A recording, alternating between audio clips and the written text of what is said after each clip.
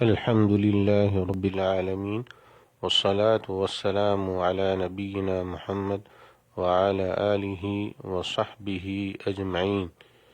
گرامی قدر سامعین، اللہ تعالیٰ کی توحید کے تمام تقاضے پورے کرنے پر جنت میں بلا حساب داخل ہونے کی خوشخبری ہے۔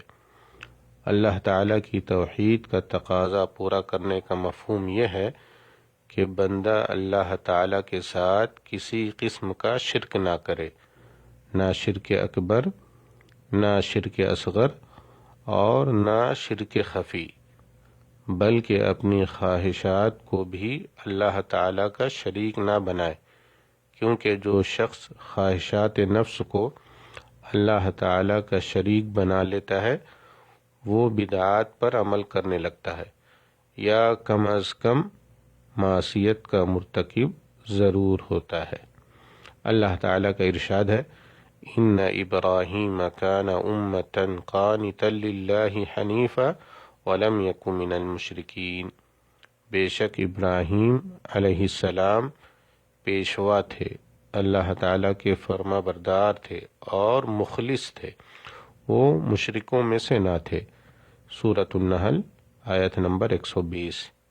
یعنی ابراہیم علیہ السلام کسی بھی قسم کا شرک نہیں کرتے تھے، وہ اس سے دور تھے اور ان کا مشرکین سے کوئی تعلق نہ تھا۔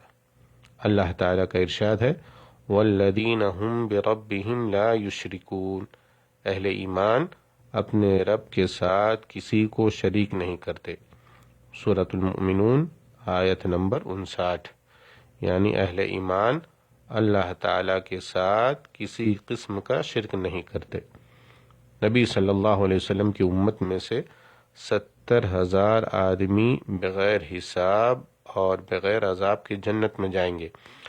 آپ صلی اللہ علیہ وسلم نے ان 70,000 کے بارے میں فرمایا، ہم الذین لا یسترقون ولا یکتوون ولا یتطیرون وعلی ربہم یتوکلون۔ یہ وہ لوگ ہیں جو نہ دم کراتے ہیں، نہ علاج کی غرض سے اپنے جسم کو داغتے ہیں اور نہ فال نکالتے ہیں، بلکہ وہ صرف اپنے پروردگار ہی پر توکل کرتے ہیں۔ رواہ البخاری و مسلم۔ اس حدیث میں 3 امور، دم کرانے، داغنے اور فال نکالنے کا خصوصیت سے اس لیے ذکر ہے کہ کیونکہ عام طور پر انسان کا دل دم کرنے والے یا داغنے والے یا فال نکالنے والے کی طرف متوجہ رہتا ہے، جس سے اللہ تعالیٰ پر توکل میں کمی آ جاتی ہے۔